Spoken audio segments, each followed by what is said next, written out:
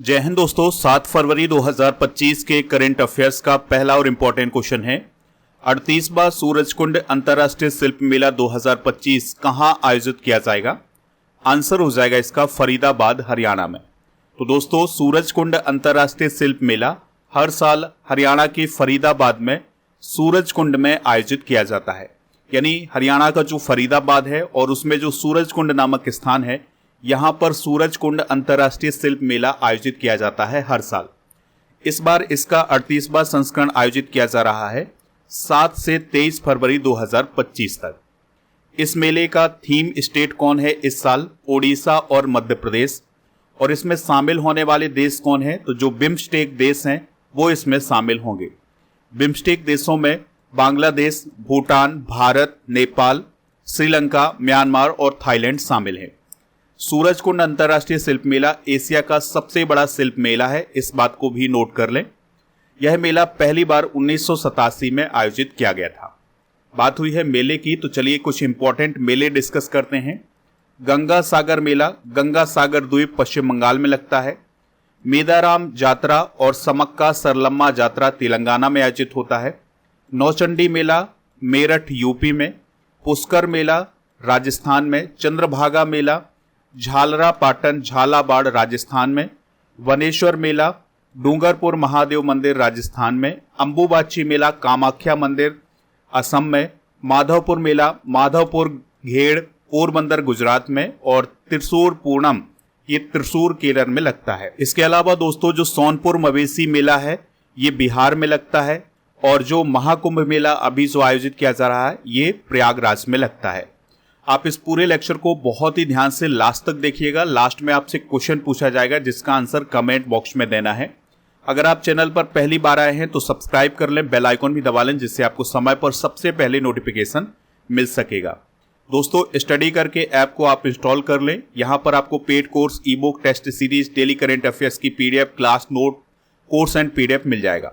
तो जो course and PDF वाला ऑप्शन है, यहाँ पर आपको 1000 टॉपिक वाइज स्टैटिक जीके की पीडीएफ मिल जाएगी। इसके अलावा स्टडी कर पर जो वीडियो अपलोड होते हैं उन सभी की पीडीएफ आपको यहां पर मिल जाएगी। जनवरी 2025 के करंट अफेयर्स की ई बुक आप ऐप से प्राप्त कर सकते हैं। इसके अलावा 1800 करंट अफेयर्स के एमसीक्यूज की भी ई बुक आपको ई बुक वाले सेक्शन पर मिल जाएगी ऐप पर। नेक्स्ट क्वेश्चन है, विश्व स्वास्थ्य संगठन यानी WHO से कौन सा देश अलग हो गया है? आंसर हो जाएगा अर्जेंटीना। तो अर्जेंटीना अभी हाल ही में WHO से अलग हो गया है। तो अर्जेंटीना के जो प्रेसिडेंट हैं जेवियर माइली, उन्होंने WHO से अलग होने का फैसला लिया है। अभी हाल ही में अमेरिका भी WHO से अलग हुआ था। तो आपसे क्वेश्चन पूछा जा सकता है कि अभी वर्तमान में कौन से देश WHO से अलग हुए हैं? तो उसमें अर्जेंटीना और अमेरिका है। अर्जेंटीना की बात करें तो यह दक्षिण अमेरिका महाद्वीप का एक देश है। और दोस्तों, यह दक्षिण अमेरिका महाद्वीप का ब्राजील के बाद क्षेत्रफल की दृष्टि से दूसरा सबसे बड़ा देश है। यानी दक्षिण अमेरिका महाद्वीप का क्षेत्रफल की दृष्टि से सबसे बड़ा देश ब्राजील है। फिर उसके बाद किसका नंबर आता है? अर्जेंटीना का। अर्जेंटीना की राजधानी है ब्यूनस आयर्स और करेंसी है पेसो और राष्ट्रपति हैं जेवियर माइली। दोस्तों, WHO की भी बात करते हैं तो यह संयुक्त राष्ट्र की एक एजेंसी है। स्थापना 7 अप्रैल 1948 को हुई थी। हेडक्वार्टर इसका जिनेवा स्विट्जरलैंड में है और इसके प्रमुख हैं डॉक्टर टेड्रोस अदनोम घेब्रेयस। दोस्तों, WHO का मकसद होता है दुनिया भर में लोगों के स्वास्थ्य का स्तर ऊंचा करना। ये है दोस्तों WHO के प्रमुख टेड्रोस अदनोम घेब्रेयस। नेक्स्ट क्वेश्चन है, मिसेस वर्ल्ड जीतने वाली पहली अश्वेत महिला कौन बनी है? तो उनका नाम है सेगो गेले। तो दोस्तों, सेगो गेले जो कि दक्षिण अफ्रीका की हैं, तो उन्होंने मिसेज वर्ल्ड 2025 का खिताब जीत लिया है। इस प्रकार से वो मिसेज वर्ल्ड प्रतियोगिता जीतने वाली पहली अश्वेत महिला बन गई हैं। दोस्तों, जो मिसेज वर्ल्ड प्रतियोगिता आयोजित की जाती है यह विवाहित महिलाओं के लिए आयोजित की जाती है। श्रीलंका की जो रोजी सेनानायके हैं ये पहली मिसेज वर्ल्ड थी। भारत की तरफ से 2 महिलाएं मिसेज वर्ल्ड बनी हैं, जिसमें पहला नाम है सरगम कौशल का जो कि 2022 में बनी थी और दूसरा नाम है अदिति गोवित्रीकर का जो 2001 में बनी थी। कुछ सौंदर्य प्रतियोगिताओं की विजेता डिस्कस करते हैं। तो मिस इंडिया यूएसए 2024 बनी है कैटलिन सेंड्रा नील, जो कि भारतीय अमेरिकी हैं। 73वीं मिस यूनिवर्स 2024 कौन बनी है? विक्टोरिया कजेर थैलविक, जो कि डेनमार्क की हैं। फेमिना मिस इंडिया 2024 बनी है निकिता पोरवाल, जो कि मध्य प्रदेश की हैं। मिस ग्रैंड इंटरनेशनल 2024 बनी है रचेल गुप्ता, जो कि जालंधर पंजाब से हैं। मिस यूनिवर्स इंडिया 2024 बनी है रिया सिन्हा, जो कि गुजरात से हैं। अगला क्वेश्चन है, हाल ही में किस राज्य को नक्सल मुक्त घोषित किया गया है? काफी इंपॉर्टेंट क्वेश्चन है। आंसर हो जाएगा कर्नाटक। तो दोस्तों, कर्नाटक की अंतिम सक्रिय नक्सली थी लक्ष्मी, तो उन्होंने आत्मसमर्पण कर दिया है। इस प्रकार से कर्नाटक आधिकारिक तौर पर नक्सल मुक्त हो गया है, यानी कि अब वहां पर नक्सली नहीं है। 2024 के आंकड़ों की बात करें तो 9 ऐसे राज्य हैं जो कि नक्सल प्रभावित राज्य हैं, और 9 राज्यों में 38 ऐसे जिले हैं जो कि नक्सल प्रभावित हैं। 2024 तक सबसे अधिक नक्सल प्रभावित जिलों में छत्तीसगढ़ के 15 जिले, ओडिशा के 7, झारखंड के 5, मध्य प्रदेश के 3, महाराष्ट्र, तेलंगाना और केरल के 2-2, आंध्र प्रदेश और पश्चिम बंगाल के 1-1 जिले शामिल थे। कर्नाटक की बात करें तो बेंगलुरु इसकी कैपिटल है। राज्यपाल हैं थावर चंद्र गहलोत, चीफ मिनिस्टर हैं सिद्धारमैया। विधान परिषद की यहाँ पर 75 सीटें हैं और विधानसभा की 224 सीटें हैं। तो कर्नाटक में विधान परिषद भी है और विधानसभा भी है। कुछ इंपॉर्टेंट करंट अफेयर्स डिस्कस करते हैं। तो कर्नाटक में एक दुर्लभ उमा महेश्वर मूर्ति की खोज की गई है। सभी आवासीय विद्यालयों का नाम बदलकर कर्नाटक में महर्षि वाल्मीकि आवासीय विद्यालय कर दिया गया है। भारत में सबसे ज्यादा सार्वजनिक इलेक्ट्रिक वाहन चार्जिंग स्टेशन वाला स्टेट कौन है? कर्नाटक। तूते धारा या अग्नि केली त्योहार कर्नाटक राज्य में मनाया गया है। कर्नाटक ने रिकॉर्ड 5वीं बार अभी हाल ही में विजय हजारे ट्रॉफी जीती है। जो विजय हजारे ट्रॉफी है ये क्रिकेट से संबंधित है। 38वीं नेशनल गेम्स में पुरुष कबड्डी में गोल्ड मेडल किसने जीता है? आंसर हो जाएगा उत्तर प्रदेश ने। तो उत्तर प्रदेश की टीम ने 38वें नेशनल गेम्स में कबड्डी में गोल्ड मेडल हासिल किया है। तो दोस्तों, उत्तर प्रदेश ने फाइनल में चंडीगढ़ को हराकर के गोल्ड मेडल जीता है। उत्तर प्रदेश की टीम के कप्तान कौन थे कबड्डी के? अर्जुन देसवाल। अगर हम वहीं महिला कबड्डी की बात करें तो हिमाचल प्रदेश ने हरियाणा को हरा करके गोल्ड मेडल जीता है। दोस्तों, 38वें नेशनल गेम्स उत्तराखंड में आयोजित किए जा रहे हैं, तो इसमें बहुत सारी प्रतियोगिताएं हो रही हैं। जैसे अभी सर्वश्रेष्ठ के नीरज कुमार ने 50 मीटर राइफल 3 पोजीशन पुरुष वर्ग में गोल्ड मेडल जीता है। मध्य प्रदेश के ऐश्वर्य प्रताप सिंह तोमर ने सिल्वर मेडल जीता है और महाराष्ट्र के स्वप्निल सुरेश कोसाले ने ब्रॉन्ज मेडल जीता है। पंजाब की सिफ्ट कौर समरा ने 50 मीटर 3 पोजीशन स्पर्धा में गोल्ड मेडल जीता है। पुरुषों की 10 मीटर पिस्टल स्पर्धा में कर्नाटक के जोनाथन एंथनी ने गोल्ड मेडल हासिल किया है। तो ये दोस्तों 13 साल के हैं, इन्होंने गोल्ड मेडल हासिल किया है। अगला क्वेश्चन है, पेट्रोलियम और प्राकृतिक गैस मंत्रालय में निदेशक कौन बने हैं? तो अभी हाल ही में सागर सिंह कलसी को पेट्रोलियम और प्राकृतिक गैस मंत्रालय का डायरेक्टर बनाया गया है। ठीक है, तो आईपीएस हैं सागर सिंह कलसी। तो उन्हें 5 वर्ष या अगले आदेश तक पेट्रोलियम और प्राकृतिक गैस मंत्रालय का डायरेक्टर बनाया गया है। अच्छा दोस्तों, अब आप कमेंट बॉक्स में ये बताएं कि पेट्रोलियम और प्राकृतिक गैस मंत्री कौन है, तो उनका नाम आप कमेंट बॉक्स में जरूर बताएं। हाल ही में की गई कुछ महत्वपूर्ण नियुक्तियां डिस्कस करते हैं। तो वार्ट डी वेबर बेल्जियम के नए पीएम बने हैं। सीरिया के अहमद अल सरा को अभी हाल ही में राष्ट्रपति घोषित किया गया है, यानी जब तक अभी सीरिया में नया राष्ट्रपति नहीं बना है तब तक के लिए राष्ट्रपति कौन बने हैं? अहमद अल सरा। Jay Shah Mary लेबॉन cricket club के सलाहकार बोर्ड में अभी हाल ही में चुने गए हैं। माइकल मार्टिन दूसरी बार आयरलैंड के पीएम बने हैं।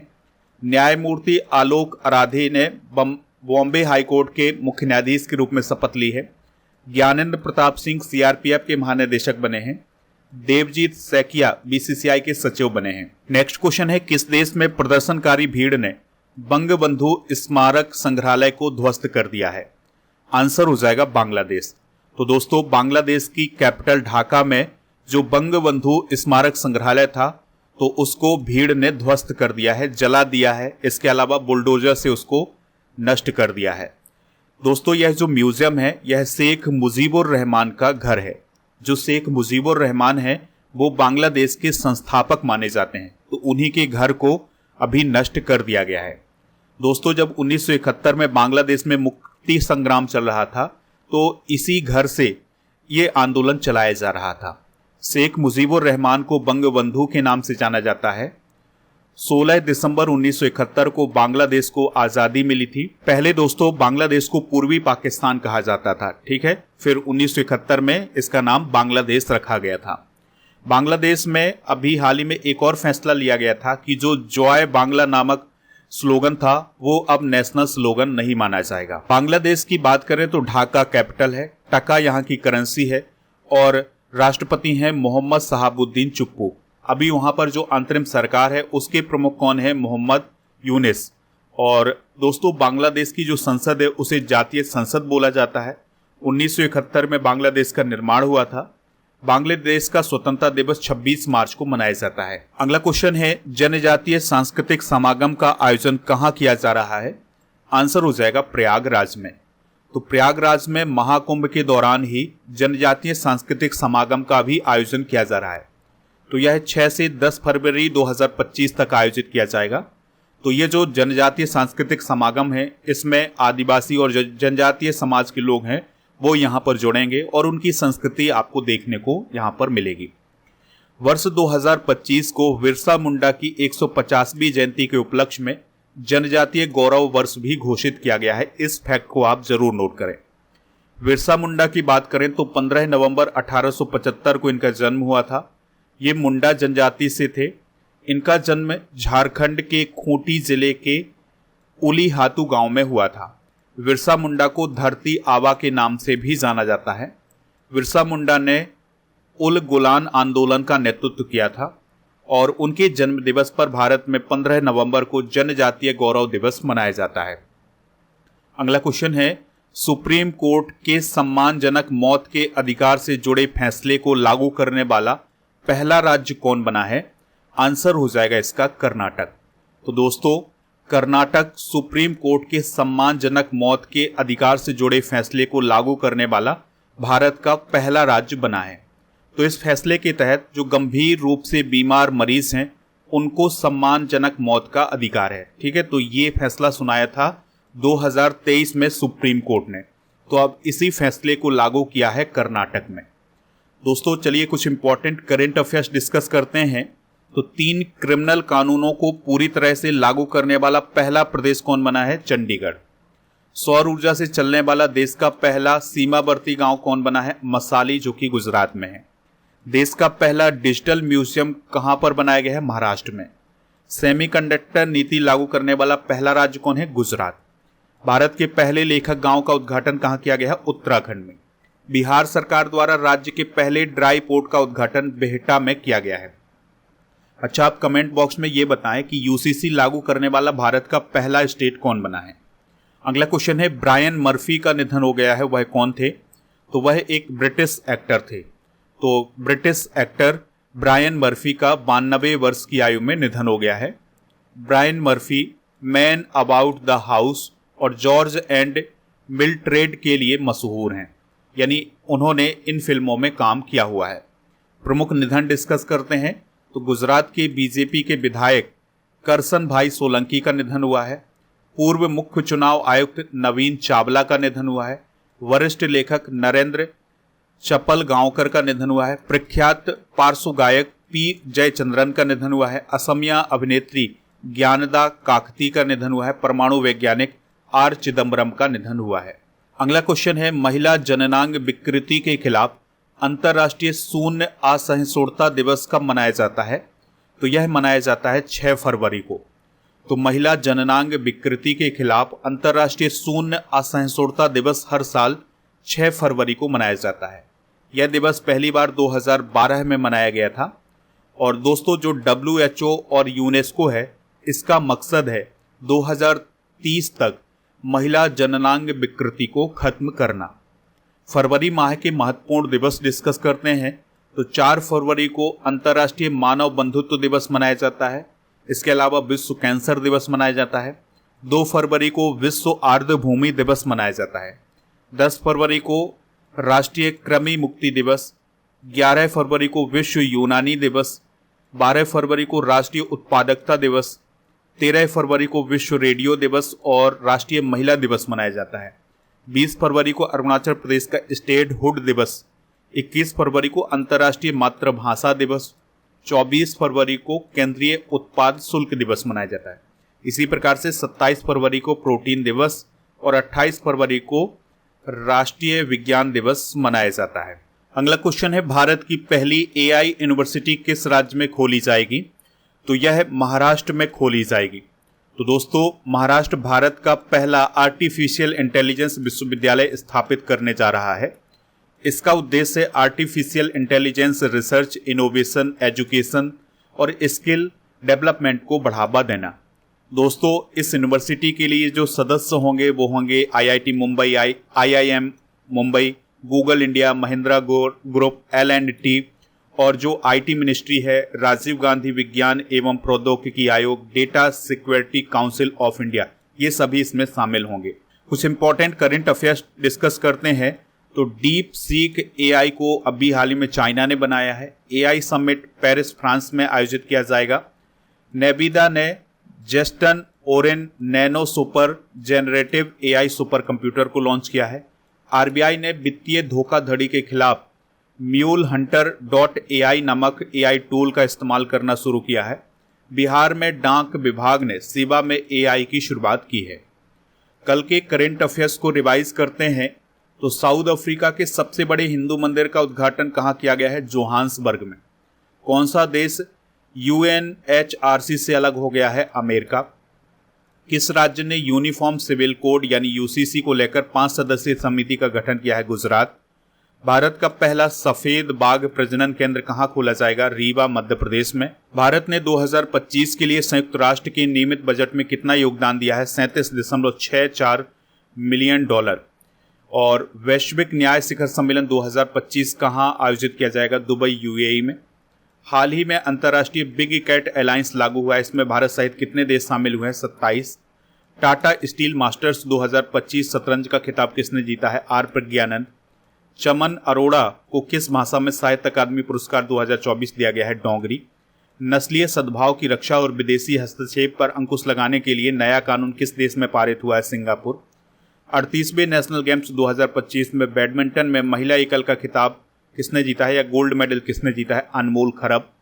वाटर साइड यात्रा की शुरुआत किसने की है? शिवराज सिंह चौहान। आज के जनरल नॉलेज के पिटारे में विश्व के प्रमुख द्वीप डिस्कस करेंगे, जैसे ग्रीनलैंड, आर्कटिक महासागर, न्यू गिनी, पश्चिमी प्रशांत महासागर, बोर्नियो हिंद महासागर, मेडागास्कर हिंद महासागर, बैफिन द्वीप कनाडा में है, ये उत्तरी आर्कटिक महासागर में है। सुमात्रा इंडोनेशिया में है, ये हिंद महासागर में है। हॉन्शू जापान में है, ये उत्तरी पश्चिमी प्रशांत महासागर। ब्रिटेन जो कि ग्रेट ब्रिटेन में है, ये उत्तरी अटलांटिक महासागर में है। विक्टोरिया द्वीप ये कनाडा में है, ये उत्तरी ध्रुव महासागर में है। और इलिस मेरी द्वीप कनाडा में है, ये उत्तरी ध्रुव सागर में है। अब हम जनवरी के करंट अफेयर्स को रिवाइज करते हैं। 82वें गोल्डन ग्लोब्स अवार्ड 2025 में बेस्ट फिल्म ड्रामा का अवार्ड किसे मिला है? द ब्रूड लिस्ट को। किस देश को पीछे छोड़कर भारत दुनिया में तीसरा सबसे बड़ा परिचालन मेट्रो नेटवर्क वाला देश बना है? Japan. US presidential medal of freedom award से सम्मानित होने वाले पहले पुरुष फुटबॉल खिलाड़ी कौन है? Lionel Messi. PM मोदी ने आयुर्वेद अनुसंधान संस्थान भवन की नींव कहाँ रखी है? नई दिल्ली में। इसके अलावा हाल ही में किस देश ने आपातकाल की घोषणा की है? इक्वाडोर। शहीद माधव सिंह हाथ खर्चा योजना किस राज्य में शुरू की गई है? ओडिशा। भारत में किस संस्थान ने पैरासिटामोल दवा विकसित करने के लिए स्वदेशी तकनीक विकसित की है? CSIR। 15वें एरो इंडिया 2025 का आयोजन कहाँ किया जाएगा? बेंगलुरु। गुरु गोविंद सिंह जी की 358वीं जयंती कब मनाई गई है? 6 फरवरी को। कल के करंट अफेयर्स में आपसे पूछा गया था कि संयुक्त राष्ट्र मानवाधिकार परिषद का मुख्यालय कहाँ है? तो ये जेनेवा स्विट्जरलैंड में है। तो लगभग सभी लोगों ने जेनेवा स्विट्जरलैंड इसका आंसर बताया हुआ है। आज का क्वेश्चन है आपके लिए, सेगो गेले का संबंध किस देश से है? जो भी इसका राइट आंसर हो कमेंट बॉक्स में जरूर बताएं। दोस्तों, ईबुक वाले सेक्शन पर करंट अफेयर